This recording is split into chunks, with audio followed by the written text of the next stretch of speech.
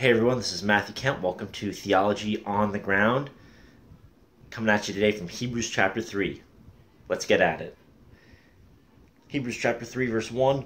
Therefore, holy brothers, you who share in a heavenly calling, consider Jesus, yes please, the apostle and high priest of our confession, who was faithful to him who appointed him, that's God the Father, just as Moses was also faithful in all God's house. For Jesus has been counted worthy of more glory than Moses, as much more glory as the builder of a house has more honor than the house itself.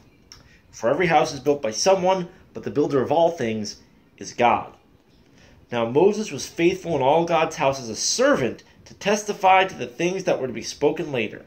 But Christ is faithful over God's house as a son. And we are his house if indeed we hold fast our confidence and our boasting and our hope. Now, kind of sounds like they're throwing shade at Moses a little bit. No. Basically, the book of Hebrews is, you might call it, Jesus is better than, ... So already in chapter 1, we've seen a section that was basically about Jesus being better than the angels.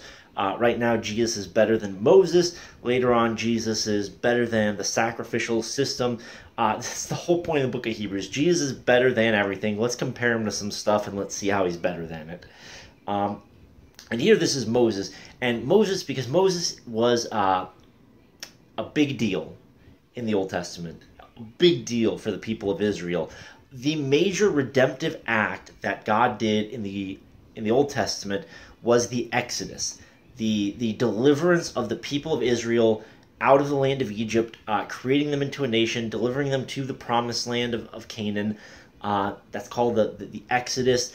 It was the major redemptive event of the Old Testament, and God used Moses to lead it. God used Moses to give the people the law.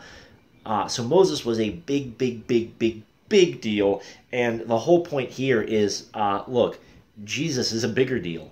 And it's amazing the testimony to the deity of Christ here in many different ways.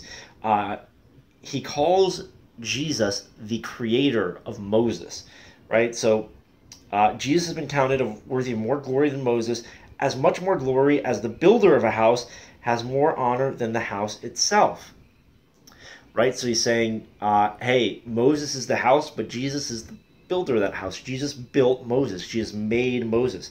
And the next verse says, for every house is built by someone, but the builder of all things is God. And so he's saying that, hey, everything is built by somebody and God's the one who builds it. And he just said that Jesus is the one who built Moses. He's saying, hey, Jesus is the creator God. This echoes what the author of Hebrews was saying in chapter 1, where it says, through God the Father, or through Jesus, God the Father made the world. And it says that Jesus upholds the world by the word of his power.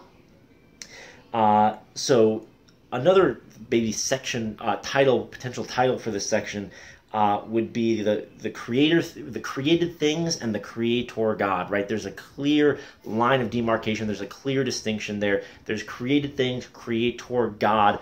Moses was a created thing. Jesus is creator God. So there you go. Thoughts from Hebrews 3. Jesus is better than Moses because, like I say, the whole Bible is about Jesus and how great Jesus is, and it's to point you to Jesus. And hopefully this video was able to help do that for you this morning. See you guys tomorrow. Blessings.